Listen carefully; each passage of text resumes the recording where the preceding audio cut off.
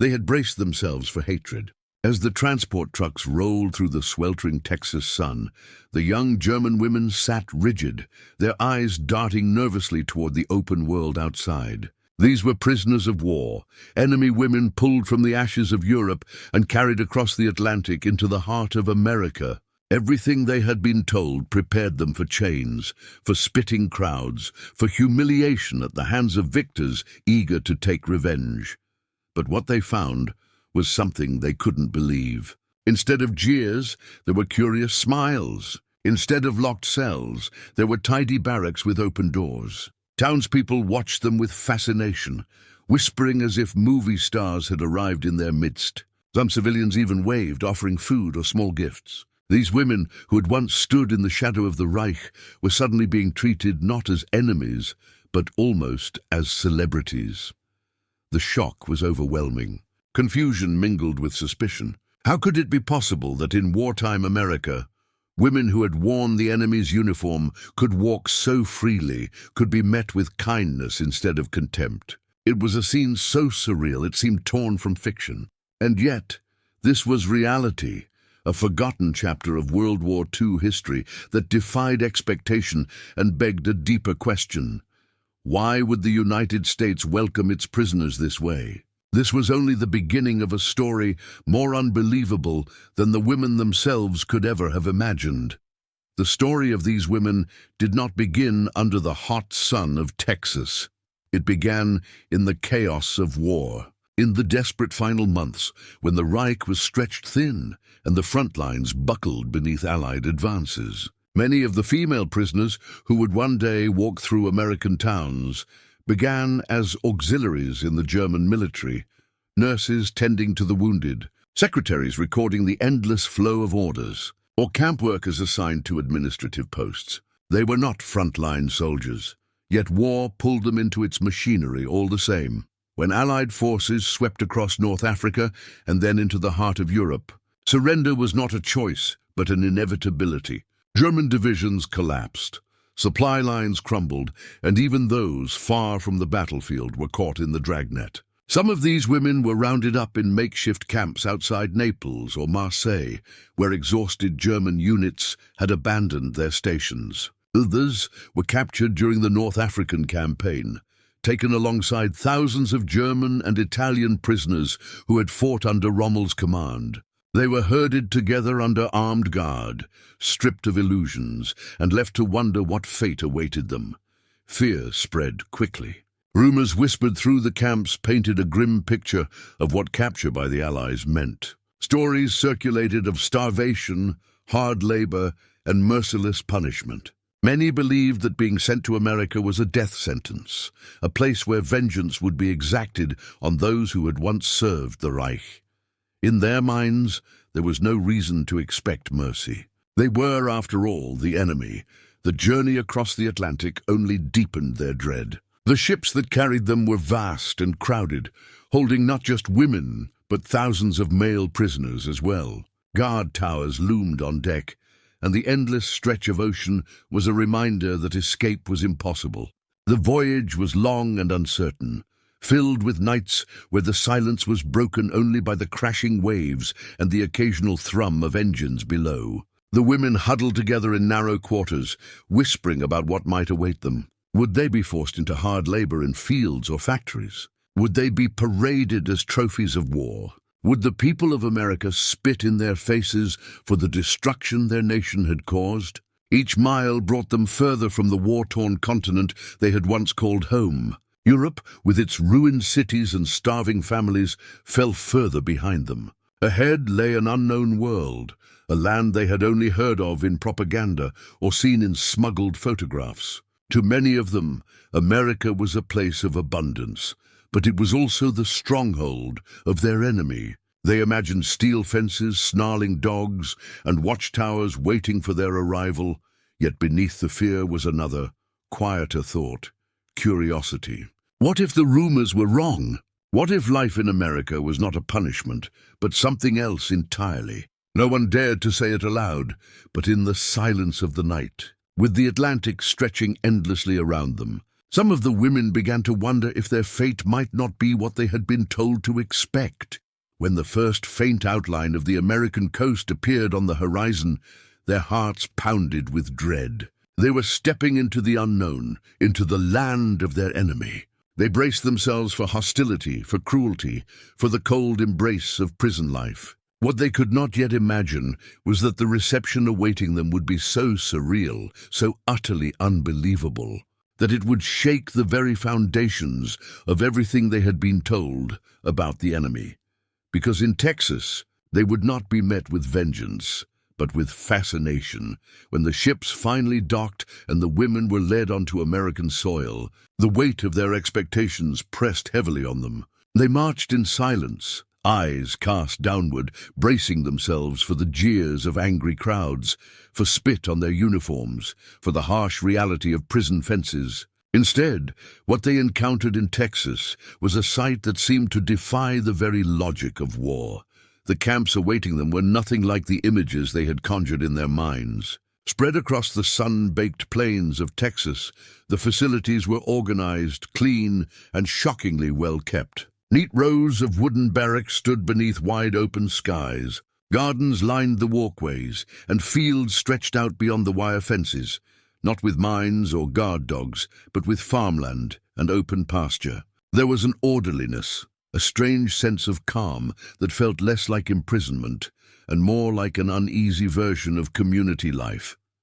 Inside, the barracks were tidy and functional. Each prisoner had a bunk, blankets, even small areas to store personal belongings. There was food, more than many had seen in months, bread, meat, fruit and vegetables that reminded them of the abundance their own homeland had lost to bombing and starvation. The guards, far from the brutal caricatures they had feared, spoke to them without malice, issuing instructions firmly but without cruelty.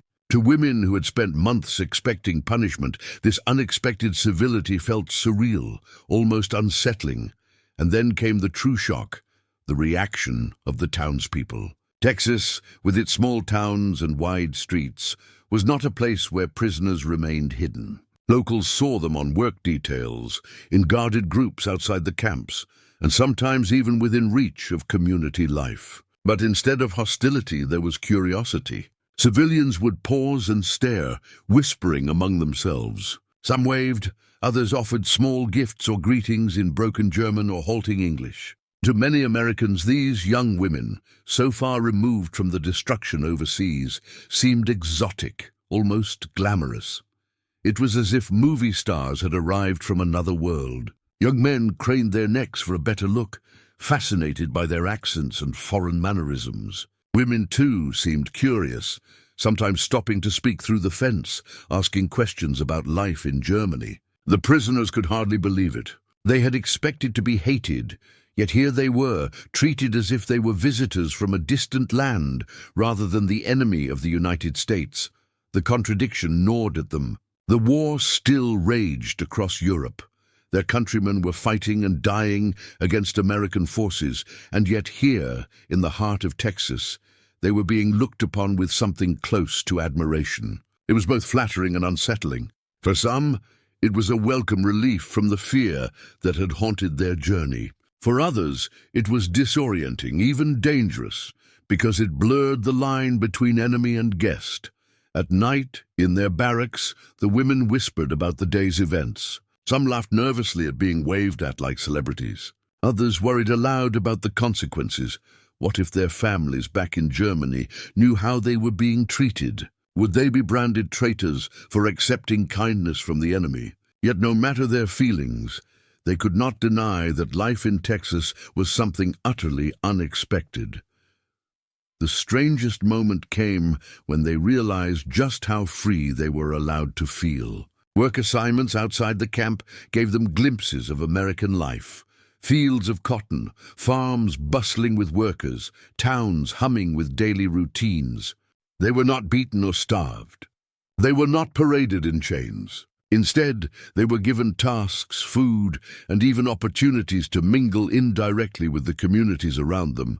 Every detail contradicted the dark stories they had believed on the voyage across the Atlantic. America, it seemed, was not the cruel, vengeful land they had imagined. It was something far stranger, a place where the enemy could be seen not as villains, but as human beings. And for these women, treated with unexpected civility and even admiration, the question grew louder with each passing day. Were they prisoners or something else entirely? That question would reach its most bizarre answer when they realized the full extent of how the world outside the camp viewed them. Not as enemies, but as celebrities. It was one thing to be treated kindly inside the camps. It was another thing entirely to discover what happened when the gates opened. By the mid-war years, as labor shortages spread across rural Texas, the military allowed carefully supervised work programs for POWs. The women, along with male prisoners, were sometimes escorted into nearby towns for tasks ranging from agricultural work to community projects. And it was during these moments, walking through sunlit streets, guarded but visible, that the surreal nature of their captivity truly revealed itself. Instead of glares and hostility, they found open curiosity. Shopkeepers would glance up from behind counters, eyes widening at the sight of young German women in their distinct uniforms. Farmers tipped their hats, and children stared as though watching characters from a storybook. Soon, the stares turned into something far more unexpected: warm greetings. A shop owner might hand them an apple, whispering "welcome" in broken German. A family sitting outside a diner might smile and nod, as if acknowledging neighbors, not prisoners. Some of the women remembered being stopped by teenagers, who shyly asked them to pose for photographs. In one small Texas town, a group of local boys even requested autographs, giggling as if they were speaking to film stars. For girls who had grown up under the rigid shadow of the Reich, where life was often defined by strict rules and hardship, the sudden experience of being admired was almost intoxicating. They couldn't believe it. Was this really happening in the land of their enemy? Stories spread quickly among the barracks. One woman described how a family invited her and a few others to sit on a porch and drink iced tea, as though they were simply guests passing through. Another recalled how she and her companions were allowed into a diner under watch, where the owner insisted they eat their fill, refusing payment of any kind. Some townsfolk seemed fascinated by their accents, their mannerisms, even their hairstyles. To many Americans, these women represented something exotic, mysterious, a glimpse of a faraway culture wrapped in the drama of war. For the German women themselves, the experience was disorienting. The line between captivity and freedom blurred with every passing day. They were technically prisoners, under the authority of the U.S. Army, yet here they were, sitting at counters, strolling past storefronts, exchanging glances with strangers who treated them with unexpected kindness. Some of them admitted years later that these moments felt dreamlike, as if they had been transported into another reality where war did not exist.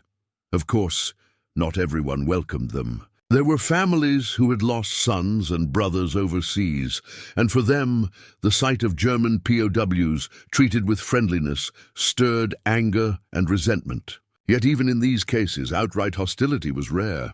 The overwhelming memory for most of the women was not hatred, but fascination.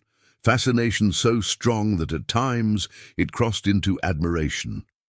In private, the prisoners wrestled with the strangeness of it all. They knew their homeland was burning, their families suffering, and yet here in Texas they were being celebrated. Some feared this hospitality was a trick, a way to coax them into betraying secrets. Others quietly savored the rare taste of dignity and freedom in a world that had otherwise stripped them of both. The irony was sharp and unforgettable. In Germany, they had been ordinary women, defined by uniforms and the oppressive weight of war. In Texas, they had become curiosities, almost celebrities, admired not for what they had done, but simply for who they were, foreigners in a land hungry for stories. The women could not escape the unease that lingered beneath the surface. They were prisoners of war, after all. But as days turned to weeks, it became harder to deny what they were experiencing. In a strange, paradoxical way, they were both captives and stars, both enemies and welcomed guests. And as their time in Texas unfolded, they began to realize that behind the smiles and fascination, there was a deeper tension waiting to surface, one that would challenge their sense of identity and force them to confront the cost of such unexpected freedom. Because for every warm handshake and curious gaze, there were whispers of discontent, resentment, and suspicion lurking in the shadows. And those whispers were about to grow louder. Beneath the glow of curiosity and admiration, darker undercurrents ran just as deep. For every smile offered through the fence, there was a clenched fist hidden in a pocket. For every wave from a curious child, there was a grieving parent whose son would never return home from the battlefields of Europe. Not everyone looked at the German women with fascination. Some saw only enemies, faces tied to the loss and pain that war had carved into their lives. In towns across Texas, quiet resentment sometimes flared into open anger. A mother who had buried her boy after the carnage of Normandy could not understand why the very people tied to his death were being treated with kindness. To her, seeing German women strolling down Main Street under the watch of a relaxed guard detail was unbearable. "Celebrities," some townsfolk whispered, shaking their heads as if the very idea was an insult to American sacrifice. It was a wound that never quite closed. The contradiction of grieving families forced to watch the enemy, treated almost as honored guests. Military officials, too, harbored concerns. The U.S. Army had strict rules about POW treatment under the Geneva Conventions, but even within those boundaries, there were worries. Allowing female prisoners such freedom raised the risk of escape, of espionage, or worse, sympathy turning into dangerous alliances. Reports circulated of townspeople developing friendships, even romantic interests, with the prisoners. Rumors alone were enough to send ripples of unease through the ranks. America had captured these women as enemies of war. Now their status seemed to blur dangerously into something softer, something more ambiguous.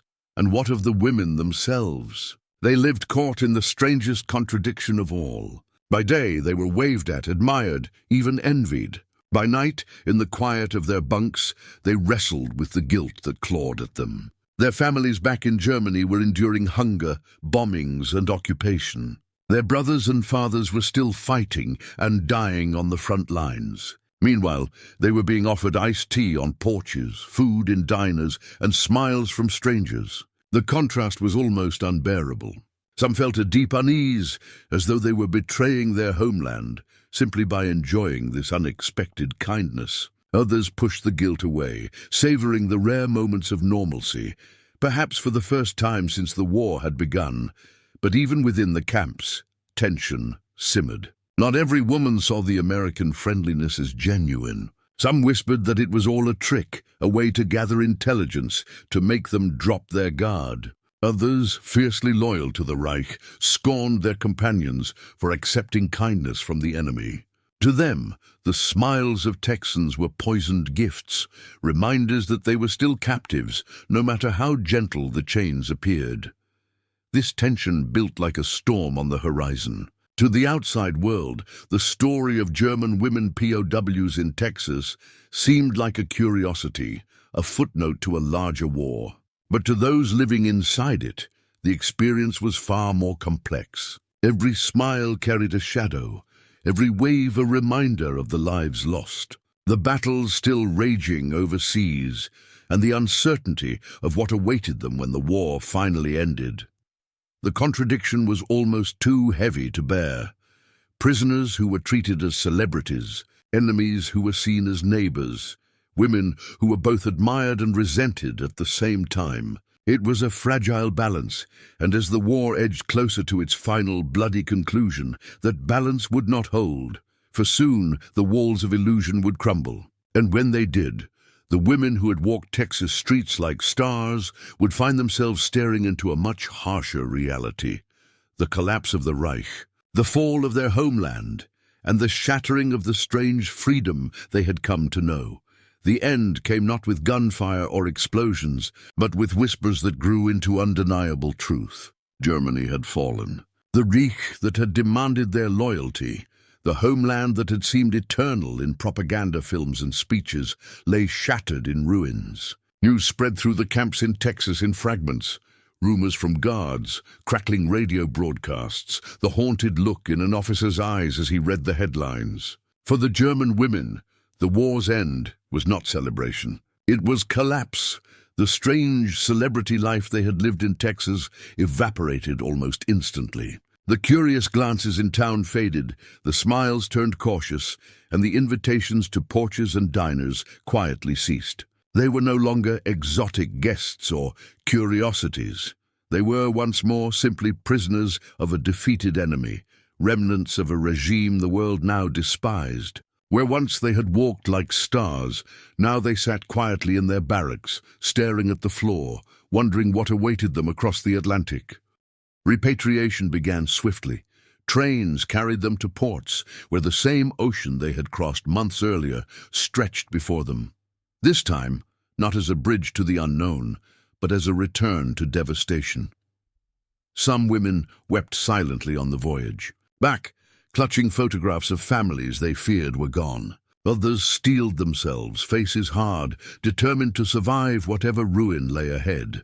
But beneath it all was a heavy dread. They were going home to a Germany they no longer recognized. When the ships docked in Europe, the truth was worse than their darkest imaginations. Cities lay in rubble. Streets that had once bustled with life were reduced to skeletal ruins. Families were broken, homes obliterated, and the proud German nation that had once seemed unstoppable now knelt in surrender, divided and occupied. For the women who stepped off those ships, there were no smiles, no autographs, no fascination. Instead, there were suspicious eyes, harsh whispers, and unspoken accusations. Some neighbors saw them not as victims, but as traitors. "You lived comfortably in America," one woman was told, her voice dripping with scorn. "While we starved here under the bombs, you were eating, drinking, smiling for the enemy." The kindness they had experienced in Texas became a source of shame. To admit it was dangerous. To speak of it was to invite hatred. What had once felt like freedom now felt like betrayal. The guilt was suffocating. They thought of the iced tea on porches, the shopkeeper's kindness, the children's laughter, and it curdled inside them. Why had they accepted it? Why had they allowed themselves to enjoy the enemy's warmth while their brothers and fathers bled and died? At night, many lay awake with the memories, unable to reconcile who they had been in Texas with who they were expected to be in this broken homeland. For some, silence became the only escape. They buried the stories of Texas deep inside, never speaking of the photographs, the handshakes, the strange days of celebrity. To acknowledge them was to risk being branded a collaborator, a woman who had fraternized with the enemy. And so the smiles that had once seemed surreal became ghosts they carried privately for the rest of their lives. But the memories refused to fade. Even decades later, in hushed voices, a few survivors admitted the truth, that for a brief, strange moment in the middle of a brutal war, they had lived another life. A life of freedom, fascination and warmth in the unlikeliest of places. They had walked as prisoners and been treated as stars. And though the war had ended in ruin, those fleeting days in Texas would haunt them, not because of cruelty, but because of kindness. It was the ultimate paradox.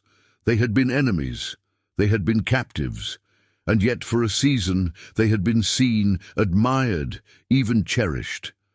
And when the illusion finally shattered, what lingered was not hatred, but the unbearable weight of a memory they could never fully claim as their own. History remembers the great battles, the fallen cities, the speeches and the treaties. It remembers the horror of the Holocaust, the triumph of the Allies, the devastation left behind. But in the shadow of these vast world-shaping events, smaller human stories slipped quietly into silence. The tale of the German women who once lived behind barbed wire in Texas, treated not as enemies, but as curiosities, even as celebrities, is one of them. For a few brief years, they walked a path no one could have imagined. They arrived in America, expecting hatred and chains, only to be met with smiles and fascination. They were photographed, offered gifts, even admired by those who should have seen only the face of the enemy. And then, just as suddenly, it was gone. When the war ended, their strange moment in the spotlight dissolved into obscurity. Back in Germany, there was no place for such stories. No one wanted to hear about kindness from the enemy, or about moments of freedom lived in a land that had bombed their homes to rubble. Admitting such experiences risked suspicion, shame, even accusations of betrayal. And so, many of the women kept silent, their memories locked away, spoken only in whispers decades later. What remains is a haunting contradiction.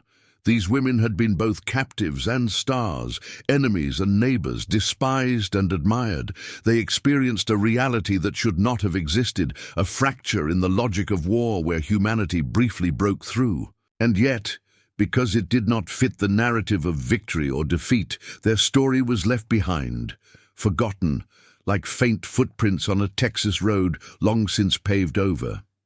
In the end, their lives remind us of a truth that history often hides. War is not only fought with weapons and banners, but with perceptions, with fear and fascination, with the fragile line between hate and humanity. For a moment in Texas, that line blurred, and when it did, the world caught a glimpse of something extraordinary, only to bury it beneath the weight of everything else the war demanded us to remember. Their story lingers like a ghost, fragile and unsettling, a reminder that even in the darkest of times, enemies could be treated as celebrities, and that sometimes the most unbelievable parts of history are the ones we almost never hear.